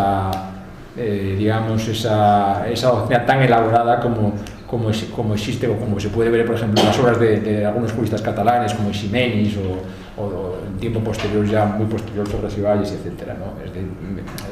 Esa es yo creo que una diferencia en la articulación del poder político, bueno, importante entre lo que es Castilla, donde hay una tendencia quizá mayor al predominio del poder regio, que lo que sucede en otros reinos peninsulares, ¿no? Debo decir que es también una tendencia muy acusada a considerar absolutista, por ejemplo, el poder castellano en esa época, ¿no? Hablar de un absolutismo, ¿no? Y digo lo mismo que cuando hablamos de lo que decía antes con la crítica, la consideración que hacía antes a la historiografía liberal, ¿no? Que cada uno tiende a ver las cosas con su propia óptica, ¿no? Es decir, hay una tendencia a considerar que todo lo anterior al siglo XVIII era absolutista. No propiamente absolutismo. El absolutismo se basa en una serie de transformaciones ideológicas y sociales, digamos, que están un poco más afinadas en siglos posteriores, ¿no? Pero en esa época, una época donde había una estructuración social determinada que introducía algunos contrapesos al poder regio, no podemos hablar, creo yo, propiamente de un absolutismo, ¿no? En modo alguno, ¿no? Es decir, eso es una doctrina posterior, siglo XVIII, y que tiene una serie de presupuestos sociológicos que los trata muy bien Tocqueville en el antiguo régimen y la revolución, cuando dice que efectivamente pues el absolutismo, una de las características fundamentales fue la transformación social, ¿no? La eliminación de los cuerpos intermedios y, digamos, no voy a decir el alumbramiento de una sociedad de masas, pero la preparación de esa sociedad donde el poder absoluto se impone a todos sin compensación. Eso no es así en los principios de la Edad Moderna, pero eso tampoco quiere decir en modo alguno que en esa época pues podamos hablar de instituciones democráticas, instituciones liberales, etcétera, como hablaban los románticos del XIX. Pero bueno, esto siempre así es todo muy discutible, ¿no? En el caso, por ejemplo, de las comunidades, siempre, precisamente, que es uno de los conflictos políticos más importantes de la época, la primera parte del XVI,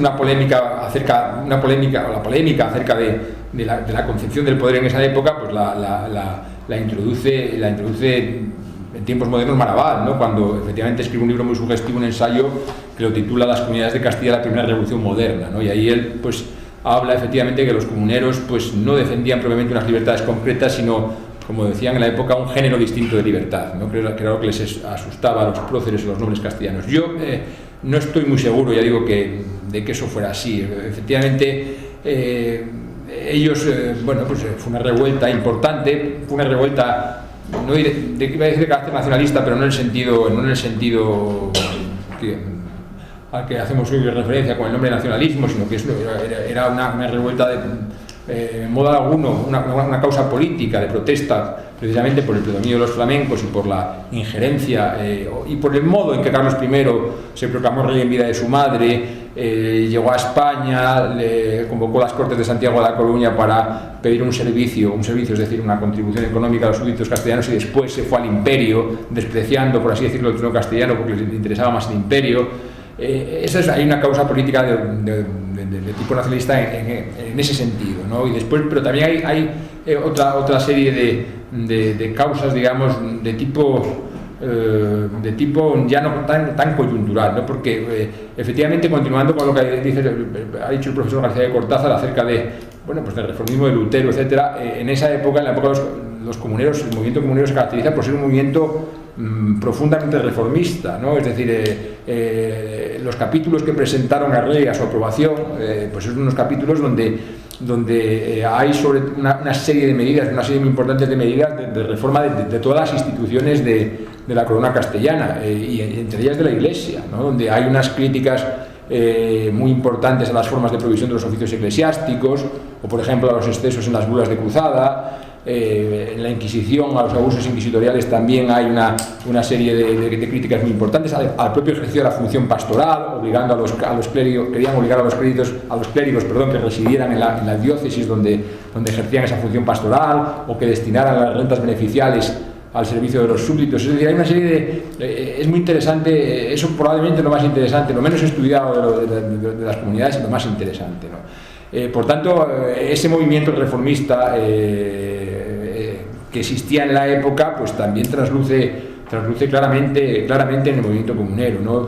Más allá de que esto se ha discutido mucho, de cuál fuera la influencia de los conversos en el movimiento comunero, porque una de las grandes cuestiones en esa época es la actitud que ellos tuvieron frente a la Inquisición. Hay quien dice que fueron contrarios a la Inquisición, otros que eran favorables. Bueno, no es una cuestión, la verdad, nada clara. Es decir, sí es verdad que hubo algunos comuneros que eran conversos, pero bueno, como sucede en todas las revoluciones, ¿no? Que siempre hay gente de todo tipo y algunos interesados en que la revolución pues consiga ventajas favorables a sus intereses, ¿no? Pero no en cuanto a su posición en ese tema, pues no hay una posición clara, ¿no? Dicho esto, quería también hacer una breve referencia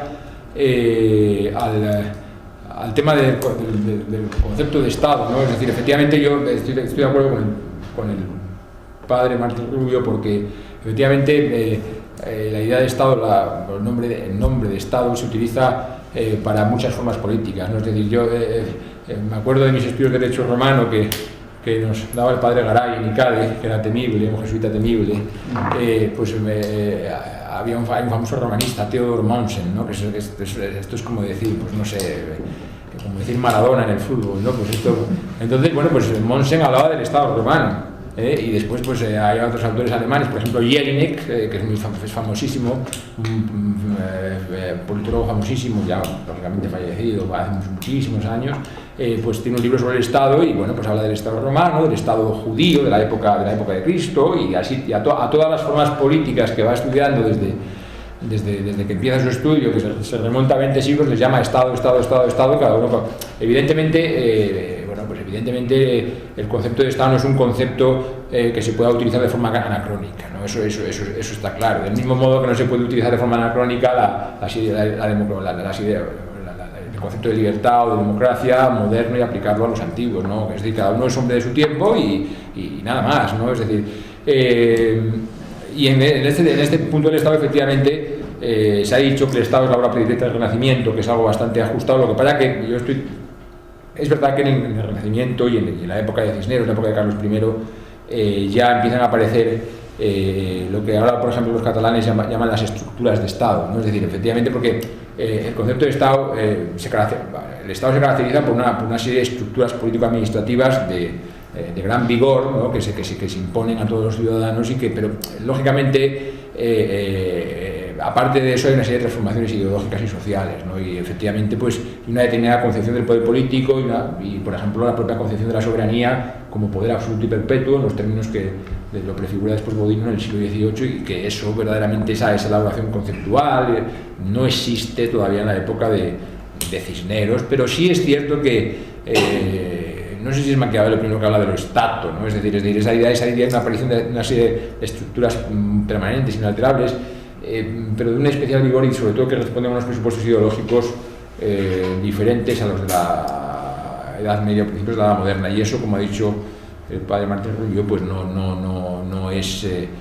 aparece sino hasta un momento muy posterior, ¿no? Bueno, yo con esto creo que, sin perjuicio de las intervenciones que pueda hacer en el debate, si lo hay, pues me parece suficiente para introducir un poco el tema. Pues nada, muchísimas gracias, don José Joaquín. Y ahora pues lo que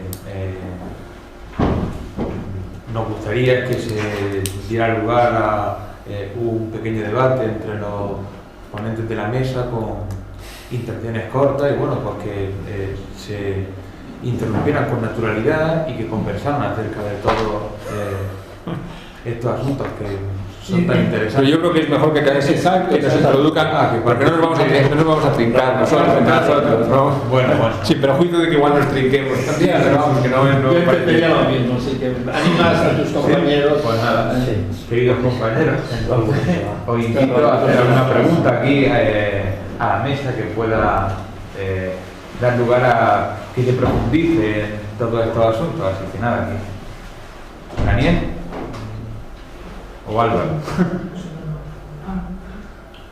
Pues venga, Álvaro, adelante. Pues, lo primero, por supuesto, pues muchas gracias por las tres intervenciones, me han parecido importantísimas y interesantísimas, de verdad. Y entonces yo lo que quería es plantear lo siguiente, vamos, es una cosa que se ha mencionado, sobre todo en la intervención del padre Martín Rubio, la cuestión del Concilio de Trento como consolidación de un proceso de reforma que vendría llevándose a cabo, ¿no? Desde el siglo pues, más o menos XV o así. O sea, esto yo lo pongo en relación con un artículo de un profesor de aquí de esta casa, el profesor Juan Bautista Fuentes, que es un artículo que se llama Política, Metapolítica y Modernidad, donde él defiende precisamente que esta reforma es, digamos, otro proyecto de modernidad que se está dando a nivel, claro, a nivel mundial en ese momento, ¿no? Y que es el que pierde, precisamente. Entonces, precisamente porque gana el otro proyecto de modernidad, vamos, en una palabra, luterano, protestante, es desde ahí donde se le llama contrarreforma, ¿no? Entonces, a mí lo que me interesaba era preguntarles cómo ven ustedes esto, es decir, cómo entienden, si entienden que es efectivamente, son efectivamente dos proyectos modernos, distintos, bueno, en fin, ¿cómo ven esta cuestión? Sí, puedo empezar yo por alusiones. Sobre lo primero no hay que insistir más, o sea, yo creo que eso es real, que el Concilio de Trento en buena parte es fruto de ese proceso de maduración anterior. Simplemente me venía ahora un ejemplo arquetípico que es el de los seminarios, ¿no? Los seminarios son creación del Concilio de Trento, se habla de los seminarios conciliares, pero digamos sin experiencias anteriores como los colegios promovidos por San Juan de Ávila, es difícil que se hubiera llegado luego a la formación de los seminarios tal y como se dieron. Y sobre todo también, yo pienso sobre todo en las referencias, en los decretos de reforma, que por aquí yo creo que lo ha apuntado él también, como algunos de los decretos de reforma que van a salir luego en el Concilio de Trento, estaban ya aquí ensayados y reivindicados aquí en la España de los reyes católicos o de los comuneros. O sea, yo creo que por eso no hay ninguna cuestión. En cuanto a la segunda cuestión que plantea, yo estoy totalmente de acuerdo. En cuanto al fondo, solamente yo plantearía un problema, una dificultad, ¿no? Que es decir, no estoy tanto de acuerdo con esa expresión de la otra modernidad o dos proyectos de modernidad. Porque entonces nos pasa como hablábamos antes con el Estado. Si estamos diciendo, ¿qué va a pasar? Que la modernidad es un universal, el Estado es un universal, entonces distinguimos la comunidad política, el Estado. O que nos situamos tanto en el terreno, digamos, entre comillas, del enemigo, que si no nos reconocemos un poquito de modernidad no estamos contentos, ¿no? Pues yo diría que no son tanto dos proyectos de modernidad cuanto la modernidad, entendido por modernidad, nominalismo, reforma protestante, ilustración, liberalismo, esa modernidad, y luego lo otro que es supervivencia de la cristiandad. Que eso, ya digo, de las cuestiones de términos no se disputa. Que a eso le queremos llamar la otra modernidad, como yo lo he expresado muy bien, lo he explicado muy bien, autores como Luis Suárez, tantos otros, el profesor que citabais, de acuerdo.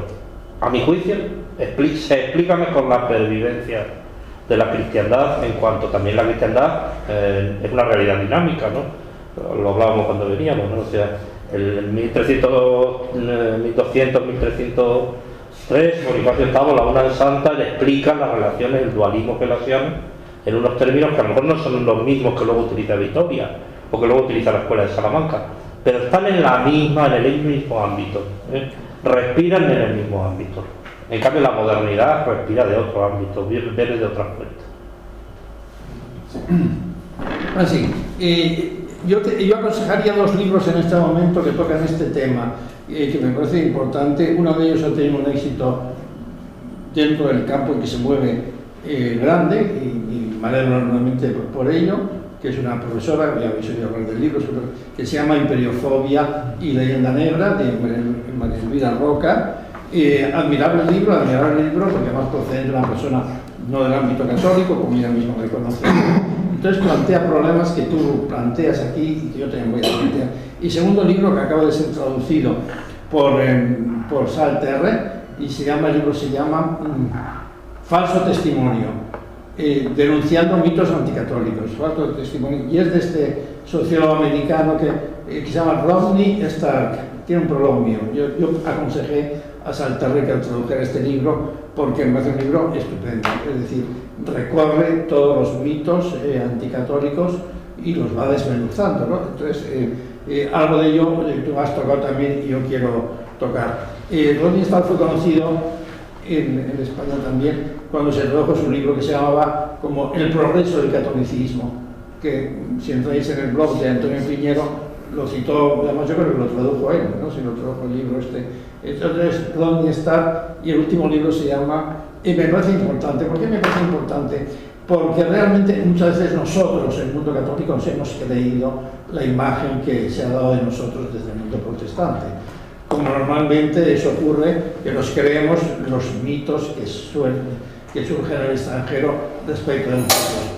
Y uno de los más afectados, y yo por eso me alegro cuando estaba hablando Ángel de esta reivindicación de Trento. O sea, realmente Trento ha sido sometido, diríamos, primero a un desconocimiento completamente total, y realmente me encanta la pregunta que yo también quiero responder. Como ejemplo, hay un momento en que yo hicimos un homenaje a Laínez. Laínez es el segundo general de los jesuitas y natural de un pueblo bonito de Soria, Almazán. Entonces hicimos un quinto centenario con bastantes celebraciones y tal. Entonces se trataba de poner algo en mi línea, ¿no?, de divulgación y de popularización del personaje, ¿no? Que éramos conscientes de que se conoce al que haya descubierto América, el segundo ya no se reconoce, ¿no? Se conoce al fundador de los jesuitas, que es Ignacio Loyola, pero la idea pues ya se le conoce. Y entonces, una persona que estaba una persona laica y conocida, que es Pilar Medina Sidonia, que estaba también en la comisión, sugirió que se titulara La Voz de Trento, que quizá era demasiado, pero La Voz de Trento.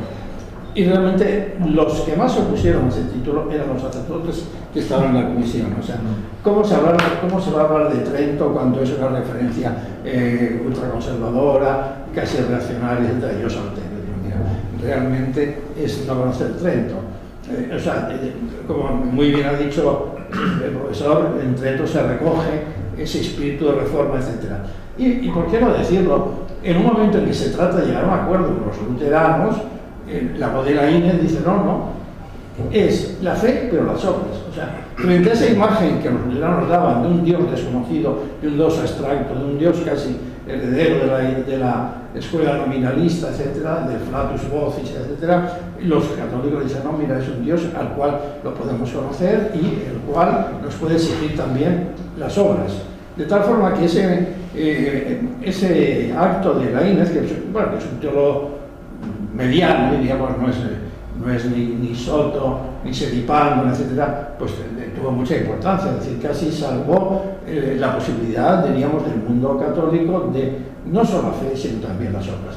Entonces, creo que el Concilio de Trento salvó esa visión de un Dios que se lo puede conocer a través de Jesucristo, y cosa que los protestantes no estaban dispuestos a aceptar. Entonces, junto a eso sí, como aquí ha aparecido, una cosa es después la puesta en práctica de Trento o el contra que se verifica, es decir, si los protestantes insisten en la lectura de la Biblia, los católicos quizá torpemente pues no insisten en ello, pero habría que recordar la labor de Cisneros en pro del conocimiento de la Biblia, o sea que tampoco lo debemos olvidar.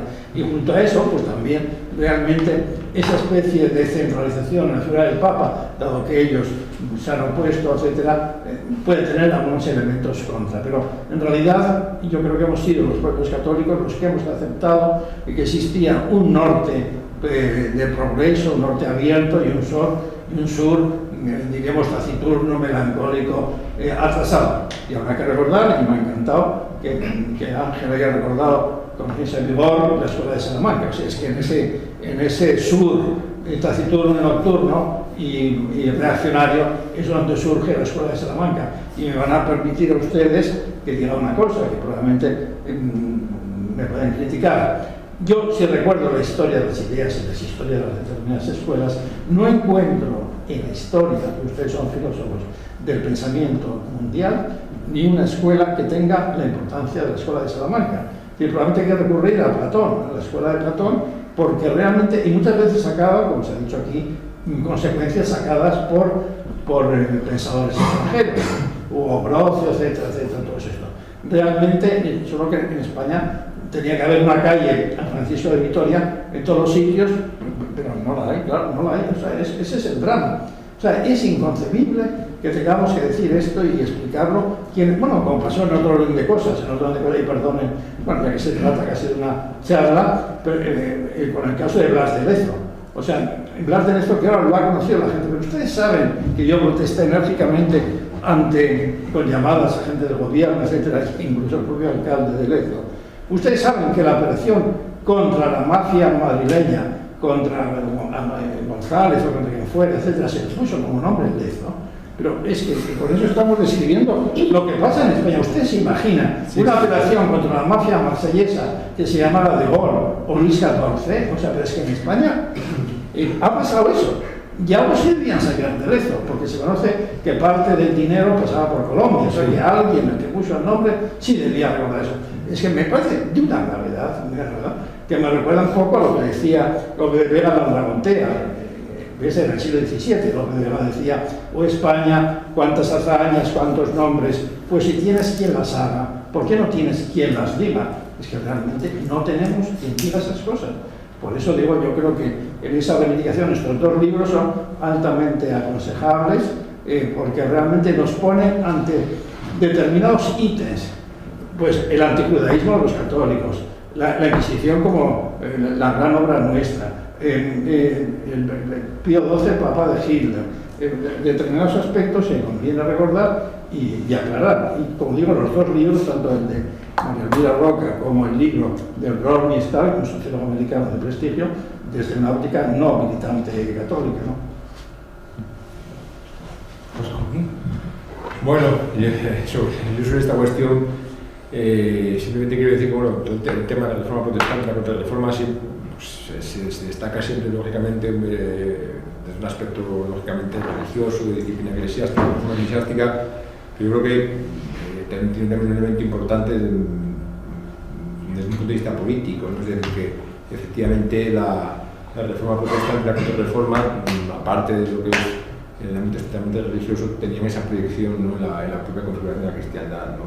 Desde ese punto de vista, probablemente, pese a todas las reformas que Trento puso en marcha, pues esa disgregación, digamos, desde el punto de vista político que había sido favorecida por el protestantismo ya no se pudo atajar, ¿no? Es decir, que yo creo que en ambos movimientos no se tiene un cuadro completo de la situación si no se ponen en conexión ambos aspectos, ¿no? Yo creo que los aspectos políticos fueron tan importantes como los religiosos en la medida en que hay una oposición desde los principados alemanes, de tendencia protestante, oposición al papado, oposición al emperador, es decir, desgregación de la cristiandad, que fue lo que finalmente sucedió. Es decir, que al final ya la inercia política que se había iniciado pues influye tanto como las cuestiones, creo yo, propiamente religiosas o atinentes a la disciplina o a la moral católica. Bueno, en este vais a inspirar una reflexión sobre las reformas, o sea que casi podríamos hablar de varias reformas, o sea, bueno, me lo ha sugerido tu intervención. Es decir, la reforma del protestante tiene que ver mucho con lo que él ha dicho, es decir, es una reforma que cabalga claramente sobre lo político, y nosotros podemos preguntarnos por qué los príncipes protestantes los príncipes alemanes se hicieron protestantes. Tenemos que tener en cuenta que probablemente hasta la Revolución Rusa no se ha dado un cambio de manos de propiedades como se da con la Revolución Protestante, con los príncipes alemanes que se apoderan. Bueno, el propio Lutero se convertirá en palacio lo que había sido su monasterio, ¿no? Eso no hay que olvidar. Entonces se produce realmente un trasvase de propiedades, beneficio de los príncipes alemanes que claro, son estómagos agradecidos también, ¿no? Luego, otra reforma que sería la de Lutero, la de Cisneros, que yo creo que es una reforma más integral, que abarca como distintos campos, integral en el sentido de la jerarquía, los fieles, el cultivo de la educación, la Biblia, la universidad como centro, motor del pensamiento de veces, etc. Y probablemente también habría que meter, aunque es algo posterior, la de Ignacio Loyola. Y Ignacio Loyola se inserta fundamentalmente en el predominio del Papa. Es decir, frente a un Papa de Valois, Ignacio, por mucho que también los tolerara, ¿no?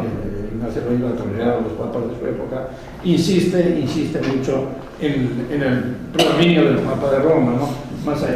Y el Papa de la universalidad, ¿no? El obispo de Roma, exclusivamente. De ahí nace ese voto que tienen algunos jesuitas, que es el voto de obediencia al Papa. Es decir, Ignacio de Loyola trata de hacer una especie de élite, digamos, de sabios y de santos, a los cuales se les pide que hagan ese voto especial de obediencia al Papa. Se dice que circunmisiones, es decir, que el Papa puede mandarte a un sitio donde, bueno, puede peligrar tu vida, etc. En una casa donde, esto mucha gente no lo sabe, de hecho en eso se valió Azaña en buena medida para disolvernos, ¿no? Porque éramos, diríamos, sujetos de una potencia, éramos súbditos de una potencia extranjera, puesto que parte de esos jesuitas tenían ese voto de obediencia al Papa. Para que entiendan Álvaro y los demás lo que es este voto, yo en la casa donde yo estaba en Madrid cuando era estudiante, había dos jesuitas, esto se hace a partir de los 33 años o 35, ¿no? Se llaman los últimos votos. Había dos jesuitas y ninguno de los dos era, a esto le llamamos profesos, y ninguno de los dos era profeso. Y entonces decía que entre los dos hacían un profeso, entre los dos, porque a uno no le habían hecho profeso por malo y a otro por tonto. O sea, que entre los dos el malo era listo y el tonto era bueno. Entonces que entre los dos hacían un profeso. Entonces eso se refiere, por lo que se refiere, como digo, a esa reforma se ha habido. Porque ya la reforma, diríamos, instaurada también por Teresa de Jesús, etc. Y Juan de la Cruz ya, diríamos, no es tan complexiva, etc. Aunque sobre todo, digamos, se introduce ese elemento místico que ya desborda cualquier definición y cualquier apreciación, ¿no? Y efectivamente yo, recordando esta facultad, como decía antes, me licencié en filosofía, luego hice historia y tal, pero yo hice una tesis sobre Bersón, y entonces dirigida por Muñoz Alonso, entonces, que era catedrático de historia de la filosofía, etc. Entonces, llamativamente Bersón pone, es llamativo, como sabéis, es judío, etc. Entonces pone un poco la existencia de un Dios, Cristo, en la experiencia religiosa mística de Juan de la Cruz y de Teresa de Jesús. En la obra Las dos fuentes de la moral, etc., de la religión, de la moral, etc., pues Bersón dice eso. Es decir, que no se puede explicar, sino con la realidad, lo que le está pasando a Juan de la Cruz o a Teresa de Jesús. ¿Alguien más quiere hacer una pregunta? Quiero que lo contestado en unos cuantos. Muy bien. Pues entonces nos vamos a celebrar. Oh, no, perdona. No. Que si no hay nadie más que quiera hacer alguna pregunta. Yo he traído una alumna ilustre, una alumna ilustre, de una familia además ilustre, de un personaje ilustrísimo. Lo que quiero decir es a lo mejor fuera de la discusión, que así como al Estado, al gobierno central le falta, tiene un problema de comunicación respecto a los catalanes, yo creo que también a la Iglesia, porque fíjate, figuras, ¿quién escolar conoce a Domingo de Soto? Cuando es universitario, sí. Claro, es fundamental.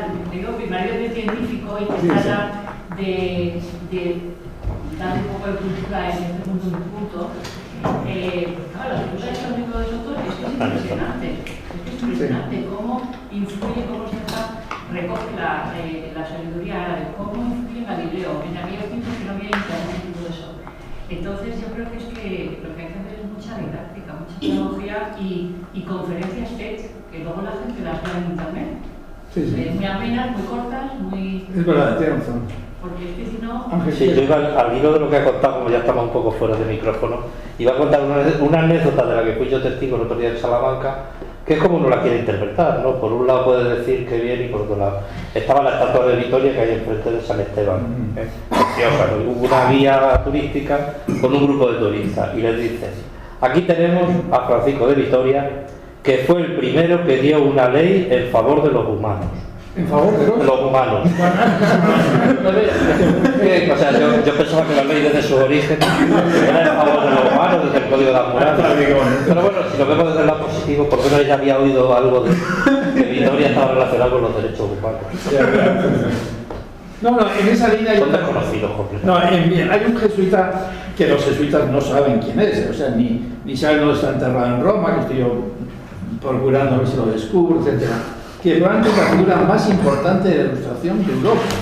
O sea, se llama Juan Andrés y es un jesuita expulso por Carlos III que hace su vida en Italia, etcétera, etcétera, y que es el creador de la historia de la literatura y de las ciencias universal y comparada. Es decir, Goethe le dedica el mejor de los elogios. Carlos III le dice que es el que lo ha echado, bueno, y él dice que no, le ha hecho la carrera en Italia, etcétera, etcétera. Y entonces, bueno, los propios jesuitas lo desconocen absolutamente. Como Hervás y Panduro, el creador de la filología moderna, o sea, son cosas que no sabemos, no sabemos. Pero el caso de Juan Andrés, que lo que hicimos es alicantino, un homenaje en el pueblo, claro, uno me dijo a mí, gracias a un antiguo alumno mío de Deusto, me dice, claro, es como si de repente en el arroyo donde yo me he bañado de niño me dicen que es el Nilo. Porque claro, de repente, que aquí de este pueblo pequeño, de repente salga Juan Andrés, como digo, súper traducido, súper conocido en el extranjero, súper trabajado. Y aquí hay 2 o 3 personas, Pedro Albión y otros más, que se dedican a él. Pero es, sin lugar a duda, digamos, cuando siempre se ha dicho que no ha habido apenas ilustración en España, pues sí, es una ilustración cristiana, una ilustración integradora, no una ilustración revolucionaria que busca fundamentalmente al hombre a través de la literatura, a través de la lengua, etcétera, etcétera. Bueno, pues sí, y de estos hay 40.000, ciertamente. Perdona, no lo sé. Yo diría que precisamente esta cuestión del desconocimiento de tantos autores españoles, ¿no? La Escuela de Salamanca, por ejemplo, pues eso se debe también al complejo de inferioridad de los españoles, sobre todo por la leyenda negra. Sí, sí. O sea, en una palabra. Sí, sí, no, totalmente, sí. No. Fíjate, España es el país, según esos trabajos que hacen de imagen, es el país donde más influyen las visiones que tienen los extranjeros de nosotros. Y en cambio, por el contrario, Inglaterra es el país al que menos le importa. Claro, Sí, sí, claro. Sí, claro. Bueno, se ha visto ahora con estos acontecimientos políticos recientes, ¿no? Bueno, claro, es verdad, claro. Bueno, pues nada, si no hay ninguna pregunta más, se cierra la sesión y doy las gracias con un sonoro aplauso a estos tres Nosotros ponentes. mismos.